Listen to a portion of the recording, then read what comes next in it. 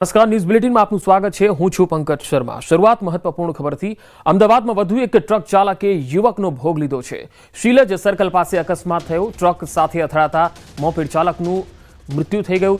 Traffic police સ્થળ પર પહોંચી અકસ્માત અંગે વધુ તપાસ ચાલી રહી છે। જે અકસ્માત બન્યો એ શીલજ સર્કલની આ ઘટના છે, જે સીસીટીવીમાં પણ કેદ થઈ છે। એક ટ્રક ચાલકે યુવકનો ભોગ લીધો છે। શીલજ સર્કલ પાસે અકસ્માત થયો અને ટ્રક સાથે અથડાતા આ મોપેડ ચાલકનું મૃત્યુ થઈ ગયું છે। આ યુવકનું મૃત્યુ થયું છે। આ ઘટના બાદ ટ્રાફિક પોલીસ પણ શીલજ સર્કલ ખાતે આવી પહોંચી હતી અને આ સમગ્ર મામલે અકસ્માત અંગેનો ગુનો નોંધી અને તપાસ ચાલી રહી છે। ટ્રક અને મોપેડ વચ્ચેનો આ અકસ્માત સીસીટીવીમાં પણ કેદ થયો છે। તસવીરોમાં જોઈ શકાય છે કે કેવી રીતે આ અકસ્માત થયો હતો। શીલજ સર્કલનો આ બનાવ છે। શીલજ સર્કલ જ્યાં હાલ તો ડાયવર્ઝન પણ આપેલું છે, કારણ કે શીલજથી થલતેજ ગામ નથી જઈ શકાતું, કારણ કે ત્યાં રોડનું કામ પણ ચાલી રહ્યું છે અને શીલજ સર્કલમાં ગામ તરફ જવા માટે ઘણી વખત ટુ વ્હીલર ચાલકો જે છે એ ડાયવર્ઝનનો ઉપયોગ પણ નથી કરતા હોતા, એવું પણ જોવા મળે છે। શહેરમાં બેફામ ડ્રાઇવિંગે વધુ એક નિર્દોષ યુવકનો જીવ લીધો છે। શહેરના શીલજ સર્કલ પાસે વહેલી સવારે અકસ્માત બન્યો હતો, જેમાં એક્ટિવા ચાલક યુવકનું ઘટના સ્થળ પર જ મૃત્યુ નીપજ્યું છે। આપ જે દ્રશ્ય જોઈ રહ્યા છો શીલજ સર્કલ પાસેના દ્રશ્યો છે। આ જે ટેલર ચાલક છે તે પોતે અહીંથી પસાર થઈ રહ્યો હતો અને આ દરમિયાન તેણે એક એક્ટિવા ચાલક યુવકને ટક્કર મારી હતી, જેમાં એક્ટિવા ચાલક યુવક છે તે ગંભીર રીતે ઈજાગ્રસ્ત થયો હતો અને તેનું ઘટના સ્થળ પર મૃત્યુ નીપજ્યું હતું। જ્યારે સમગ્ર ઘટનાની જાણ ટ્રાફિક પોલીસને કરવામાં આવી હતી, ત્યારે ટ્રાફિક પોલીસ તાત્કાલિક ઘટના સ્થળ પર પહોંચી હતી। પરંતુ મહત્વની બાબત તો એ છે કે આ કોઈ પ્રથમ અકસ્માત નહીં, અગાઉ પણ આ રીતે બેફામ ડ્રાઇવિંગ અને તેજ રફતારે અનેક નિર્દોષ યુવકોના જીવ લીધા છે। ત્યારે બેફામ ડ્રાઇવિંગ અને તેજ રફતાર પર લગામ ક્યારે આવશે તે એક સૌથી મોટો સવાલ છે। કેમેરામેન ખેંગાર રાઠોડ સાથે ઋત્વિક સોની, ન્યૂઝ 18 ગુજરાતી, અમદાવાદ। ભગવાનના દર્શન કરી રહેલા વૃદ્ધ પર ક્રેન ફરી વળી। રોડ સાઇડ પર ઊભા રહી દર્શન કરી રહ્યા હતા વૃદ્ધ। હાથ જોડી મંદિરના દર્શન કરતા વૃદ્ધ પર પૈડા ફરી વળ્યા। હૃદયને હચમચાવી નાખતો આ બનાવ સીસીટીવીમાં પણ કેદ થયો છે। કચ્છના મુન્દ્રામાં જૂના બંદર રોડ પર આ બનાવ બન્યો। રોકડિયા હનુમાન મંદિર પાસે સાંજે થયો હતો અકસ્માત। અકસ્માતમાં વૃદ્ધનું સ્થળ પર જ મૃત્યુ થયું। અકસ્માત બાદ ચાલક ક્રેન લઈને સ્થળ પરથી ફરાર થઈ ગયો। આ બનાવ બાદ સ્થાનિકોમાં ભારે રોષની લાગણી છે। હાઇડ્રો જેવા ક્રેનના ચાલકો બેફામ બનતા સ્થાનિકોએ ચક્કાજામ કરીને દેખાવો કર્યા। ગાંધીનગરની કલોલ નગરપાલિકામાં હાઈ વોલ્ટેજ ડ્રામા જોવા મળ્યો। ચીફ ઓફિસરની ચેમ્બરમાં અરજદારે દવા પી લીધી। સોસાયટીની આકારણી માંગતા અરજદારે ચેમ્બરમાં દવા પીધી। દવા પીધા બાદ અરજદારને હોસ્પિટલમાં દાખલ કરાયો। અરજદારે જાતિ ભેદભાવનો આક્ષેપ લગાવી આત્મહત્યા કરવાની ધમકી આપી। ચીફ ઓફિસરનું નિવેદન કહ્યું છે કે અરજદારે ફક્ત ખોટું કામ કરવા માટે અમારી ઉપર દબાણ લાવવાનો પ્રયાસ કર્યો। તેમની પાસે બાંધકામ કાયદેસર હોવાનો કોઈ પુરાવો ન હતો।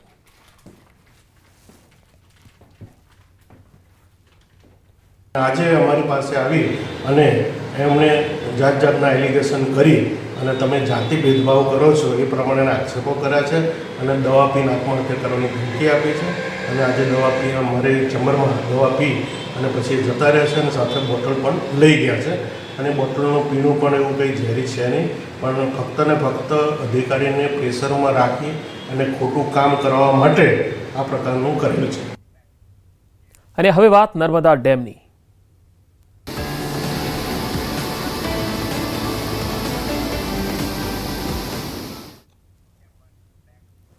નર્મદા ડેમની જળ સપાટી 131 મીટરને પાર થઈ છે। નર્મદા ડેમના 5 ગેટ ખોલવામાં આવ્યા છે અને 6 ગેટ ખોલી 1.37 લાખ ક્યુસેક પાણી છોડવાનું શરૂ થયું છે। 2 મીટર સુધી 6 ગેટ ખોલી પાણી છોડવાનું શરૂ કરાયું છે। ગેટ નંબર 9, 10, 11, 12, 13 અને 14 આ ખોલવામાં આવ્યા છે। નર્મદા નદી કાંઠાના 27 ગામોને એલર્ટ કરાયા છે। આ ગામોમાં વડોદરા, ભરૂચ અને નર્મદાના આવતા કાંઠાગાળાના ગામો છે, જે કુલ 27 ગામ છે જેને એલર્ટ પર રખાયા છે। નર્મદા ડેમ 70% ભરાઈ ગયો છે અને 70% ભરાવાના કારણે નર્મદા ડેમને વોર્નિંગ સ્ટેજ પર મૂકવામાં આવ્યો છે। 131 મીટરે પહોંચી છે નર્મદા ડેમની જળ સપાટી અને ડેમની મહત્તમ સપાટી 138.68 મીટર છે। હાલમાં ડેમમાં 6 લાખ ક્યુસેક પાણીની આવક છે। ડેમની સપાટીમાં 2 કલાકમાં 33 સેન્ટીમીટરનો વધારો થઈ રહ્યો છે। તો નર્મદા ડેમની જળ સપાટી 131 મીટરને પાર થતા રૂલ લેવલ જાળવવા માટે 6 ગેટ જે છે એ ખોલવામાં આવી રહ્યા છે અને પાણી છે એ છોડવામાં આવ્યું છે, જેની તસવીરો આવી રહી છે। નર્મદા ડેમના 6 જેટલા ગેટ ખોલી અને પાણી છોડવાનું શરૂ થયું છે. 1.37 લાખ ક્યુસેક પાણી છોડાયું છે અને 3 જિલ્લાના 27 ગામોને એલર્ટ અપાયું છે. વધુ માહિતી મેળવીએ સંવાદદાતા દીપક પટેલ મારી સાથે જોડાયા છે. દીપક, હાલ પાણી છોડવાનું શરૂ થયું છે, શું વધુ માહિતી છે આપની પાસે?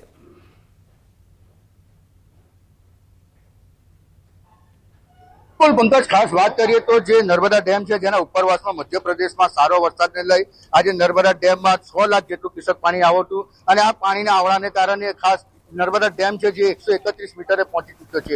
131 મીટરે પહોંચતા નર્મદા ડેમના 5 ગેટ ખોલી 1.39 લાખ ક્યુસેક પાણી છોડવામાં આવ્યું છે. હાલ 10,000 ક્યુસેક પાણી 5 દરવાજામાંથી ખોલાતા જે 50,000 ક્યુસેક છોડવાનું તબક્કાવાર સાંજ સુધીમાં 1.40 લાખ જેટલું પાણી આ નર્મદા નદીમાં ઠલવવામાં આવશે. કહી શકાય કે જે ઉપરવાસમાં મધ્યપ્રદેશમાં ઇન્દિરા સાગર અને જે ઓમકારેશ્વર ડેમ છે જેના 12 ગેટ ખોલતા નર્મદા ડેમમાં નવા પાણીની આવક થઈ છે. હાલ જે નર્મદા ડેમના તબક્કાવાર જે 5 દરવાજા ખોલી નાખવામાં આવ્યા છે અને આ ખોલાતા મનમોહક દ્રશ્યો સર્જાયા છે. કહી શકાય કે જે નર્મદા કાંઠા નદીના વડોદરા, ભરૂચ અને જે નર્મદાના લગભગ 27 જેટલા ગામો છે જે સાવચેતીના ભાગરૂપે હાલ એલર્ટ કરી દેવામાં આવે છે. જોકે હાલ જ આ પાણી છોડવામાં આવ્યું છે એટલે જે ભરૂચ પહોંચતા લગભગ 12 કલાક જેટલો ટાઈમ લાગશે. એટલે હાલ તો જે સાવચેતીના ભાગરૂપે તંત્ર એલર્ટ થઈ ચૂક્યું છે અને આ તંત્ર દ્વારા જે તમામ ગામો છે જ્યાં એનડીઆરએફ, એસડીઆરએફની ટીમો પણ તૈનાત કરી દેવામાં આવી છે. લોકોને નદીમાં ન જવા માટે સૂચના પણ આપી દેવામાં આવી છે. એટલે હાલ જે નર્મદા ડેમ છે, નર્મદા ડેમના 5 દરવાજા જે ખોલી નાખવામાં આવ્યા છે અને લગભગ અત્યારે હાલ 50 ક્યુસેક જેટલું 50,000 ક્યુસેક પાણી આ નર્મદા નદીમાં છલવાતા નર્મદા નદી બે કાંઠે વહેતી થઈ છે. કહી શકાય કે જે ઉપરવાસમાં મધ્યપ્રદેશમાં સારા વરસાદને લઈ ગુજરાતની જીવાદોરી છે એ હવે છલોછલ તરફ વધી રહી છે. જી દીપક, જો હજુ ઉપરવાસમાંથી વધારે પાણી આવે છે અને મધ્યપ્રદેશમાંથી પણ પાણી આવે છે તો તેના કારણે શું વધુ ગેટ ખોલવાની ફરજ પડી શકે છે? આ અંગે નર્મદા ડેમના અધિકારીઓ શું કહે છે?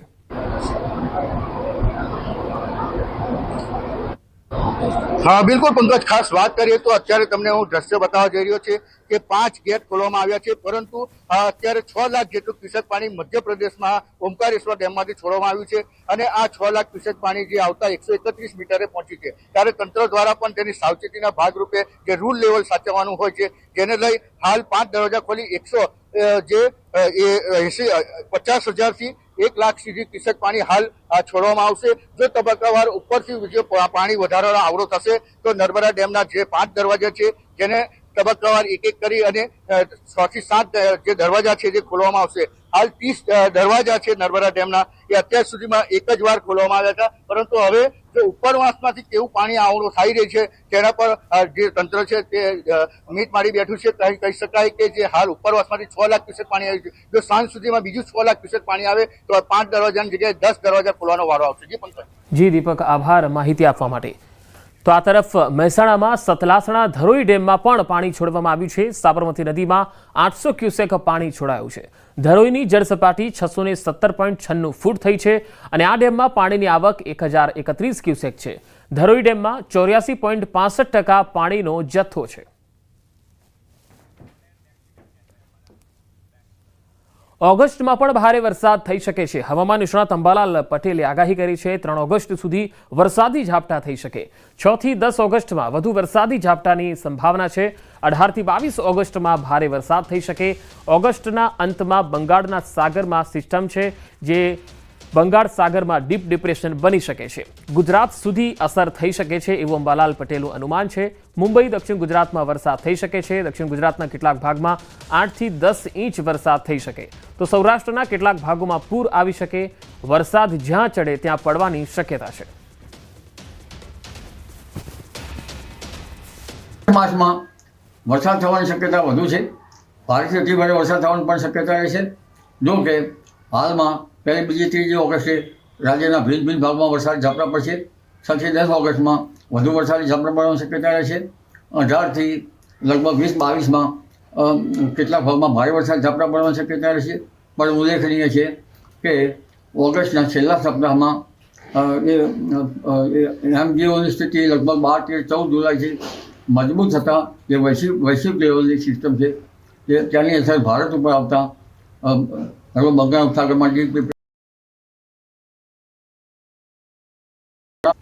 અને મુંબઈ, મહારાષ્ટ્ર, દક્ષિણ ગુજરાતના કેટલાક ભાગોમાં 8 થી 10 ઇંચ જેવો વરસાદ થવાની શક્યતા રહેશે. સૌરાષ્ટ્ર ગુજરાતના કેટલાક ભાગમાં પૂર આવવાની શક્યતા રહેશે. જો કે વરસાદ જ્યાં ચડે ત્યાં પડવાની શક્યતા રહેશે. એટલે ભિન્ન ભિન્ન ભાગોમાં ભારે વરસાદ ખાબકી શકવાની શક્યતા રહેશે. જી તો અમદાવાદમાં વરસાદના 5 દિવસ બાદ પણ પાણી જોવા મળી રહ્યું છે. ચાંગોદરના સ્વસ્તિક એસ્ટેટમાં વરસાદી પાણી ભરાયેલા છે. 5 દિવસ પછી પણ અહીંયા પાણી ઓસરી નથી રહ્યા. કર્મચારીઓ, એકમ માલિકો ટ્રેક્ટરના સહારે અહીંયા આવી રહ્યા છે. ગત વર્ષે અહીંયા વરસાદી પાણી ભરાયા હતા ત્યારે પણ આવી સ્થિતિ હતી અને એ વખતે અમદાવાદ કલેક્ટરને રજૂઆત પણ કરાઈ હતી. જો કે આ વર્ષે પણ આ જ પ્રકારની સ્થિતિ છે અને પાણી હજુ પણ ભરાયેલા છે. કલેક્ટરને રજૂઆત કરો કે જિલ્લાના કોઈ પણ અધિકારીને કરી લો, અહીંયા સ્થિતિ કોઈ જ સુધારો થાય એવી દેખાતી નથી. વડોદરામાં છાણીમાં સ્મશાન મુદ્દે ફરી ઘમાસાણ છે. લાકડા ભરીને જતા લોકોને રોકતા ઘર્ષણ થયું. સતીશ પટેલ અને કોંગ્રેસ કોર્પોરેટર વચ્ચે બબાલ થઈ. સ્મશાનમાં થયેલી ઝપાઝપીના દ્રશ્યો કેમેરામાં કેદ થયા. ઉગ્ર બોલાચાલી બાદ મામલો પોલીસ સ્ટેશને પહોંચ્યો. લાકડાની ચોરી કરી હોવાનો આરોપ સાથે આ બબાલ થઈ હતી. એક બારથી આવીને બારથી ભરાવો આ નહીં એ વડોદરા આ નહીં ભાઈ હોબત 15 ટ્રેક્ટર ભરો આ એક નહીં ગયું 15 ટ્રેક્ટર બધું ભરાઈ ગયું ઓ ભાઈ આ બધું ભરાઈ ગયું આ 50 ટ્રેક્ટર હતો મેં ભરાયા પેલા એવું નહીં પણ સારી ગામના લોકો માટે તો લોકોએ બધી બોલ ભાઈ અવાજ ના કર ઓય કેવી સમજી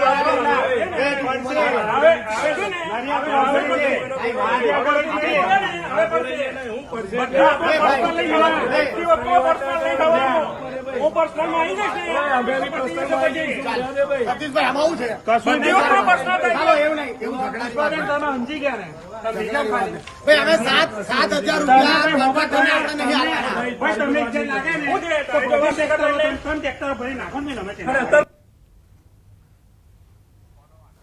વધુ માહિતી મેળવીએ. વડોદરાથી સંવાદદાતા હાર્દિક દીક્ષિત જોડાયા છે. હાર્દિક, આખરે એવી કઈ બાબત હતી કે લાકડા ભરીને જતું કોઈ વ્યક્તિ અને એમાં કોર્પોરેટરો આમને સામને થઈ જાય છે બંને પાર્ટીઓના? બિલકુલથી પંકજ, જો વડોદરાની વાત કરીએ તો વડોદરાના જે નેતાઓ છે તે નિમ્ન કક્ષાની રાજનીતિ જે છે તે રમી રહ્યા છે.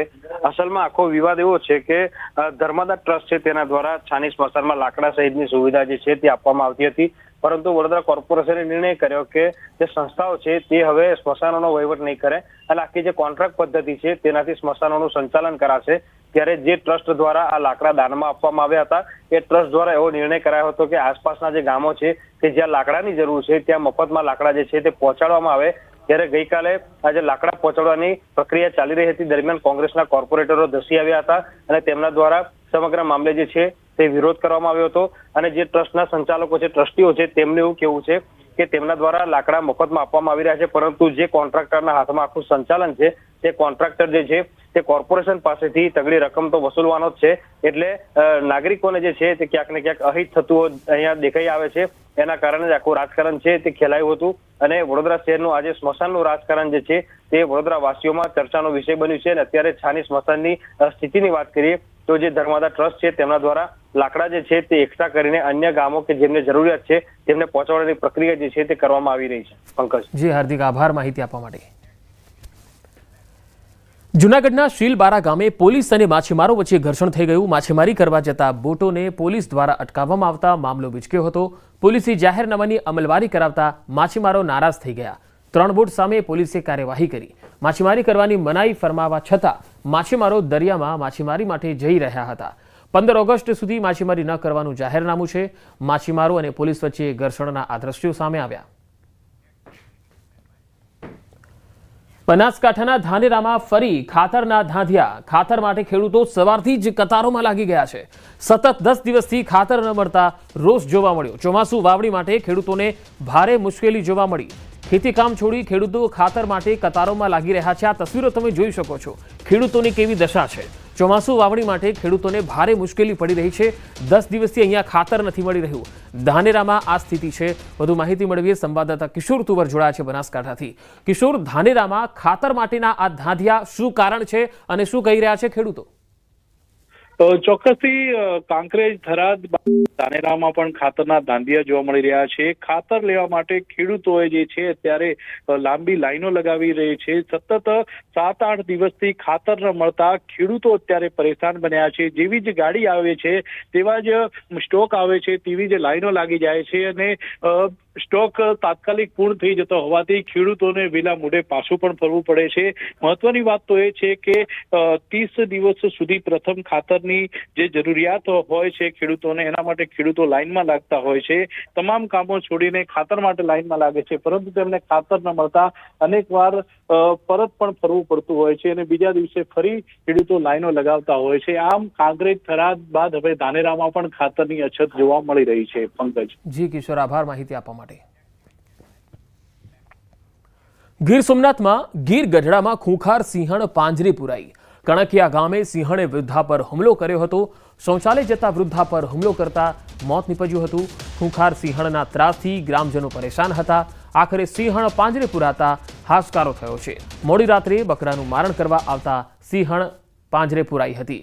વૃદ્ધાના મોત મામલે વન વિભાગ હજુ તપાસ કરી રહ્યું છે. સિંહણના મળના નમૂના લઈને તપાસ કરાશે. વૃદ્ધાના મોત સિંહણના હુમલાથી થયું છે કે પછી અન્ય રીતે થયું છે એ દિશામાં તપાસ થશે. હાલ ચોમાસાની સિઝનમાં રોગચાળો વકર્યો છે. પાણીજન્ય અને મચ્છરજન્ય રોગચાળામાં વધારો થયો. સોલા સિવિલ હોસ્પિટલમાં એક સપ્તાહમાં 15.177 ઓપીડી નોંધાઈ છે, તો ડેન્ગ્યુના 291 દર્દીઓના સેમ્પલ લેવામાં આવ્યા, જેમાંથી 52 કેસ પોઝિટિવ નોંધાયા.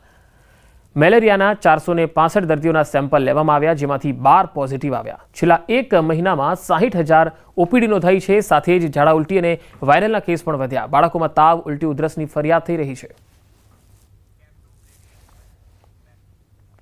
વધુ સમાચારો જોઈશું એક વિરામ બાદ.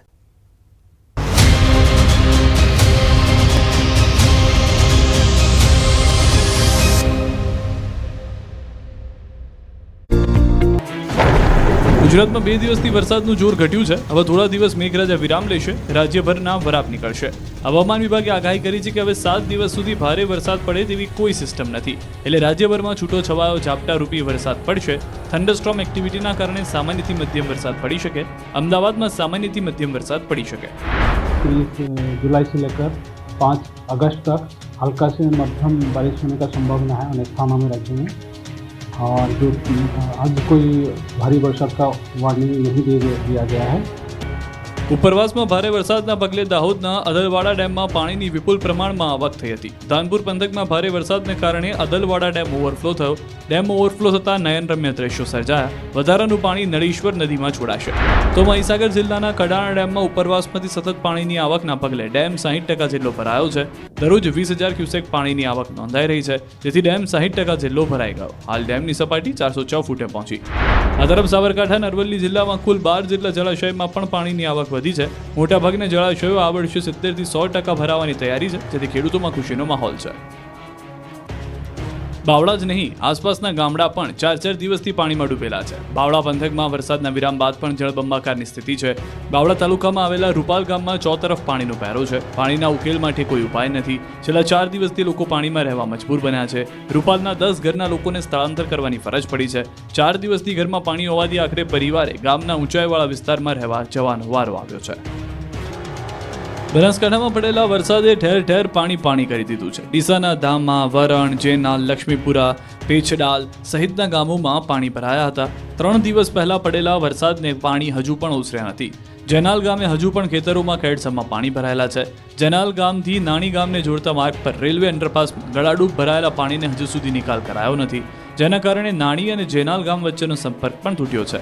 આ નાળાની એક તરફ જેનાલ ગામ આવેલું છે અને બીજી તરફ દેવશ્રી, સોલંકી વાસ પ્રાથમિક શાળા અને નાણી ગામને જોડતો માર્ગ છે. ગરનાળામાં પાણી ભરાઈ જતા લોકો એક તરફનું પોતાનું વાહન મૂકી રેલવે ટ્રેક ક્રોસ કરી બીજી તરફ જવા મજબૂર બન્યા છે, તો દેવસરી ગામના લોકો ચાલીને જવા મજબૂર બન્યા છે. વલસાડ જિલ્લામાં ભારે વરસાદથી ચારે બાજુ પ્રકૃતિ ખીલી ઉઠી છે. અંતરિયાળ પહાડી વિસ્તારમાં અત્યારે વાતાવરણ ખુશનુમા બન્યું છે. પ્રકૃતિ જાણે સોળે કળાએ ખીલી છે. જિલ્લાનું જાણીતું હિલ સ્ટેશન એવું વિલ્સન હિલમાં અદભુત નજારો જોવા મળ્યો. આસપાસના વિસ્તાર અને પહાડીઓ વાદળથી ઘેરાયેલા છે. વાદળો અહીં અડીંગો જમાવી રહ્યા છે. આથી આ માહોલને માણવા મોટી સંખ્યામાં પર્યટકો વિલ્સન હિલ પર ઉમટ્યા હતા. આમ તો ડાંગર માટે પાણી હોવું જરૂરી છે, પરંતુ આ વખતે એવો તો ધોધમાર વરસાદ ખાબક્યો કે પાણી એ જ ડાંગરનો પાક બરબાદ કરી નાખ્યો. આ દ્રશ્યો છે ખેડા પંથકના. અહીં વાલોત્રી હાડેવા વિસ્તારના ખેતરોમાં જળબંબાકાર છે. અહીંના ખેતરોમાં 2.5 ફૂટ પાણી ભરાઈ જતા ડાંગરના પાકનો ખાત્મો બોલી ગયો. વાલોત્રી, હાડેવા, ધલોલી અને બામણ ગામના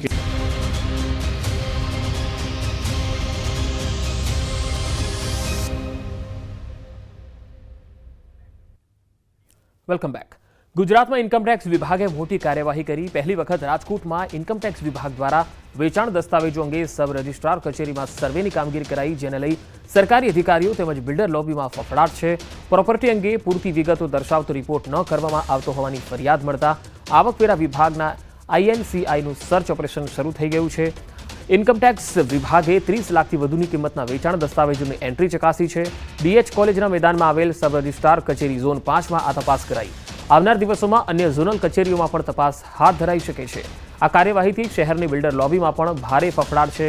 જો કે આસિસ્ટન્ટ IGR રજિસ્ટ્રાર દ્વારા નિવેદન અપાયું હતું કે SST અંગેની વિગતો માટે આ તપાસ ટીમ આવી હતી. છેલ્લા કેટલાક સમયના ડેટા તેઓએ મેળવ્યા છે. એવરી યર થાય છે એનું અવેરનેસ કેમ્પેન કરવા માટે આવ્યા હતા કે કઈ રીતે SFT ફાઇલિંગ કરવાનું થાય અને ક્યાં ક્યાં ક્વેરી હોય તો એને કરેક્ટ કરવાનું થાય, એના માટે અવેરનેસ કેમ્પેન હતું. જસ્ટ અવેરનેસ કેમ્પેન હતું કે SFT ફાઇલિંગ કઈ રીતે કરવાનું હોય અને એમાં મિનિમમ મિસ્ટેક ક્રિએટ થાય, મિનિમમ એ બાબતનું એમનું અવેરનેસ કેમ્પેન હતું. રાજકોટની સબ રજિસ્ટર કચેરી ખાતે ગઈકાલે આઈટીની ટીમો રાખી હતી અને અહીંયા અલગ અલગ દસ્તાવેજો છે તે એમની ચકાસણી કરવામાં આવી હતી. રાજકોટ શહેરની ધર્મેન્દ્ર કોલેજ ખાતે આ જે છે એ સબ રજિસ્ટરની કચેરી આવેલી છે. અહીંયા અલગ અલગ જે મિલકતો હોય છે તેમના દસ્તાવેજો થતા હોય છે, એટલે કે અહીંયા જે છે એ દિવસ દરમિયાન બિલ્ડરોનો પણ ક્યાંક ધમધમાટ રહેતો હોય છે. આપ અત્યારે અહીંયા અંદરના દ્રશ્યો પણ જોઈ શકો છો કે જે રીતના અહીંયા ગઈકાલે રાત્રે ટીમો આવી હતી, અલગ અલગ અધિકારીઓ પણ અહીંયા બોલાવવામાં આવ્યા હતા અને મોડી રાત સુધી આ તપાસનો ધમધમાટ જે છે એ હાથ ધરવામાં આવ્યો હતો. સમગ્ર બાબતને લઈને ક્યાંક ને ક્યાંક જે છે એ જે બિલ્ડર લોબી છે તેમાં પણ ક્યાંક ફફડાટ જોવા મળી રહ્યો છે, કેમ કે મોટા પ્રમાણમાં જે દસ્તાવેજો કરનાર જે બિલ્ડરો હોય છે તે ક્યાંક ને ક્યાંક આઈટીની રડારમાં આવી શકે છે. આગામી દિવસોમાં આઈટીની રેડ છે ત્યાં રાજકોટના અનેક બિલ્ડરો પર પડે તેવી પણ શક્યતાઓ જોવામાં આવી રહી છે. ત્યારે બિલ્ડર લોબીમાં પણ ક્યાંક ને ક્યાંક ફફડાટ જોવા મળી રહ્યો છે. હાર્દિક જોશી, ન્યૂઝ 18 ગુજરાતી, રાજકોટ. મહેસાણા અર્બન બેંકની પેટા ચૂંટણીમાં રાજકારણ ગરમાયું છે. ચૂંટણીમાં NPAનો મુદ્દો ચર્ચામાં આવી ગયો. વિશ્વાસ પેનલના ઉમેદવાર DM પટેલે વિનોદ પટેલ, GK પટેલના સાગરીતોએ ખોટા ધિરાણો કર્યા હોવાના આક્ષેપો કર્યા. તેમણે બેંકમાં ₹1000 કરોડના કૌભાંડનો દાવો કર્યો. આક્ષેપો પર વિકાસ પેનલે પણ પલટવાર કર્યો. GK પટેલે આક્ષેપોને ફગાવ્યા. તેમણે કહ્યું NPA ઘટાડવું કે વધારવું એ બેંકના હાથમાં છે. કેટલીક વાર રિવ્યૂ ન થવાના કારણે NPA વધી જતું હોય છે. તો સસ્પેન્ડેડ CEO વિનોદ પટેલે પણ આક્ષેપો નકાર્યા હતા. વિનોદભાઈ પટેલ, GK પટેલ અને એમના એ બેના સાથે એમના સાગરીતોએ મળીને ખોટા ધિરાણો કરેલા, મોટા ધિરાણો, અને એક ધિરાણો આજે NPA છે અને એ જમીનો એ ધિરાણોમાં એ બધા એમના લાગતા વળગતા જ ધિરાણો હતા. એના પૈસેથી જે જમીનો લીધી છે. 2024ના બેલેન્સ શીટ ઓલરેડી આપણે પબ્લિશ બી થઈ ગઈ હતી અને AGM બી એની થઈ ગઈ હતી. એ વખત 400 કરોડ 445 કરોડ રૂપિયાનું NPA હતું. એ પછી છેલ્લા 6 મહિનામાં જે NPA વધ્યું એ બધા જ ટેકનિકલ કારણોસર વધેલું છે. જ્યારે ચૂંટણી આવે ત્યારે જ આવા આક્ષેપ ઊભા કરવાના અને આ બાબતને બંને પક્ષોએ ખરેખર બેંકને સારી રીતે સુચારુ રૂપે ચાલે એ લોકોએ વિચારવું જોઈએ. મહેસાણામાં એકેડેમિક એસોસિએશને કરેલી રજૂઆતને પગલે શિક્ષણ વિભાગે 20 ટીમો બનાવી કોચિંગ ક્લાસ પર ઓચિંતી તપાસ હાથ ધરી. આ તપાસ દરમિયાન રાધનપુર રોડ અને મોઢેરા રોડ પર આવેલા કોચિંગ ક્લાસમાંથી 4 સરકારી શિક્ષકો ટ્યુશન કરાવતા ઝડપાયા છે. જો કે લાંબા સમયથી સરકારી શિક્ષકો દ્વારા ખાનગી ટ્યુશન ચલાવવામાં આવતા હોવાની ફરિયાદ ઉઠી હતી, જેથી આ કાર્યવાહી કરાઈ. એકેડેમિક એસોસિએશનની રજૂઆત મુજબ જિલ્લામાં 50 જેટલા સરકારી શિક્ષકો ટ્યુશન કરતા હોવાની રજૂઆતો શિક્ષણ વિભાગને મળી હતી. આ રજૂઆતોના પગલે શિક્ષણ વિભાગે સક્રિય થઈને આ તપાસ હાથ ધરી. જો કે સામે એકેડેમિક એસોસિએશનના પ્રમુખ કમલેશ પ્રજાપતિએ ગંભીર આક્ષેપો કરતા જણાવ્યું કે શિક્ષકો કહે છે શિક્ષણ વિભાગને અમે હપ્તા આપીએ છીએ. ભારત અને ઇંગ્લેન્ડ ક્રિકેટ ટીમ વચ્ચે આજથી ટેસ્ટ સિરીઝની અંતિમ ટેસ્ટ મેચ રમાશે. 5 મેચની ટેસ્ટ સિરીઝ હાલ 2-2ની બરાબરી પર છે. આ સિરીઝમાં ભારતીય ખેલાડી રવિન્દ્ર જાડેજાનું શાનદાર પ્રદર્શન રહ્યું. ત્યારે આ અંગે રવિન્દ્ર જાડેજાના પત્ની રીવાબા જાડેજાએ ન્યૂઝ 18 સાથે ખાસ વાતચીત કરી. ઇંગ્લેન્ડ પ્રવાસ દરમિયાન માન્ચેસ્ટરમાં સેન્ચુરી ફટકાર્યા બાદ રવિન્દ્ર જાડેજાએ કરેલ વાતચીત અંગે રીવાબાએ પ્રતિક્રિયા આપી. આ મેચમાં રવિન્દ્ર જાડેજાનું પરફોર્મન્સ સારું રહે અને ભારતીય ટીમ વિજયી બને તે માટે શુભકામના પાઠવી. ભારતીય ક્રિકેટર રવિન્દ્ર જાડેજા આજે અંતિમ ટેસ્ટ મેચ રમી રહ્યા છે અને આપણી સાથે રીવાબા છે. રીવાબા, આજનો અંતિમ ટેસ્ટ કેવો રહેશે?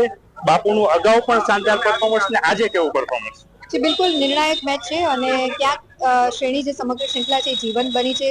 ત્યારે ટીમનો જે એક જુસ્સો છે એ પણ ક્યાંક પીક ઉપર રહેતો હોય છે. ત્યારે સમગ્ર ટીમ અને મારા હસબન્ડ છે ખૂબ સારું પ્રદર્શન કરે અને ટીમ ઇન્ડિયાને જીત દેવડાવી અને સિરીઝ છે એ લોક કરે એવી અપેક્ષા છે. ઇંગ્લેન્ડના પ્રવાસ દરમિયાન સેન્ચુરી મારી હતી અને આપની સાથે ખાસ માન્ચેસ્ટરમાં વાત પણ કરી હતી. કેવી વાત હતી અને કેવો જુસ્સો હતો? જી બિલકુલ, એક પ્લેયર તરીકે સેટિસ્ફેક્શન મળતું હોય છે જ્યારે તમે ટીમને એક અલગ મુકામ ઉપર લઈ જવા માટે પ્રયત્નશીલ હો અને મુકામ તમે હાસિલ કરો છો. બીકોઝ કોઈ કલ્પના નથી કરી કે આપણે 5 દિવસ સુધી પહેલા તો મેચ ચાલશે, બધા એવું વિચારતા હતા કે 4th ડેના જ મેચ પૂરી થઈ જશે. બટ તેમ છતાં પૂરી કલેક્ટિવ એફર્ટ દ્વારા બધા પ્લેયર્સે પોતાનું કોન્ટ્રીબ્યુશન આપ્યું. એમાં મારા હસબન્ડ પણ એક હતા. ત્યારે એક કલેક્ટિવ એફર્ટ આપી અને ટીમને લાસ્ટ મોમેન્ટ સુધી ગેમ છે એને લાસ્ટ મોમેન્ટ સુધી લઈ જઈ અને જ્યારે ડ્રો મેચ કર્યો ત્યારે એક અકલ્પનીય ઘટના હતી. બીકોઝ માન્ચેસ્ટરનો ઇતિહાસ એ રહ્યો છે કે ત્યાં અત્યાર સુધી કોઈ પણ ટીમ જીતી નથી શકી. ત્યારે આપણે આ મેચને ડ્રો તરફ લઈ ગયા અને શ્રેણીને ક્યાંક જીવંત રાખી. તો એ ખૂબ સારું ઉમદા પ્રદર્શન કહી શકાય.